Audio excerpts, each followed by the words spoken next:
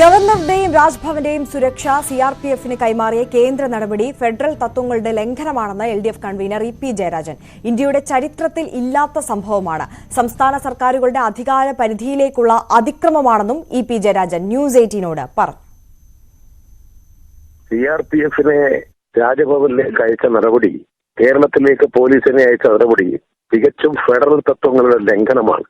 കേന്ദ്ര സംസ്ഥാന ബന്ധങ്ങളുടെ നഗ്നമായ ലംഘനമാണത്. ഇത് ഇന്ത്യയുടെ ചരിത്രത്തിലില്ലാത്തൊരു സംഭവമാണ്. അതുകൊണ്ട് കേന്ദ്ര ഗവൺമെന്റ് അറിഞ്ഞുകൊണ്ട് ഒരു ഫോൺ വിളിയിൽ ഇവിടെ കേന്ദ്രസേനയെ രാജ്ഭവനിലേക്ക് അയച്ച നടപടി അങ്ങേയറ്റം അപലനീയമാണ്. ജനാധിപത്യ ഫെഡറൽ സംവിധാനങ്ങളുടെ ലംഘനമാണ്. സംസ്ഥാന ഗവൺമെന്റുകളുടെ അധികാര പരിധിയിലേക്കുള്ള അതിക്രമമാണിത്.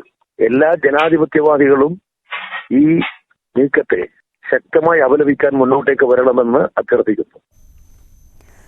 വി അരുൺ വിവരങ്ങളുമായി ചേരുകയാണ്. അരുൺ, കഴിഞ്ഞ ദിവസം ഇന്നലെ നമ്മൾ നിലമേലിൽ കണ്ടത് തീർത്തും അപ്രതീക്ഷിതമായ നടപടിയായിരുന്നു ഗവർണറുടെ ഭാഗത്തു നിന്ന്. തീർത്തും നാടകീയ രംഗങ്ങൾ എന്ന് തന്നെ പറയാം. എങ്ങനെയാണ് എൽഡിഎഫ് കൺവീനറുടെ പ്രതികരണം ഈ വിഷയത്തിൽ വരുന്നത്?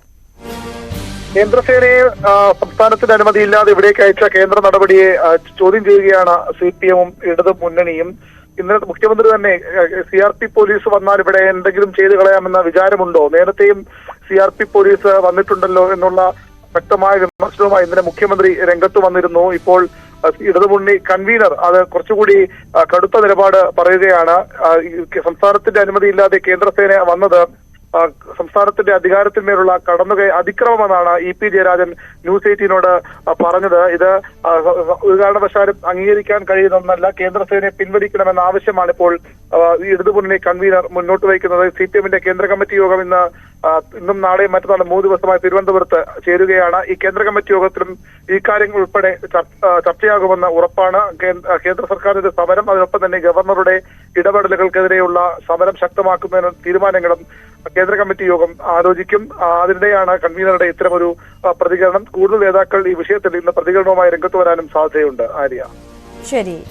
വി അരുണാണ് വിവരങ്ങൾ നൽകിയത്.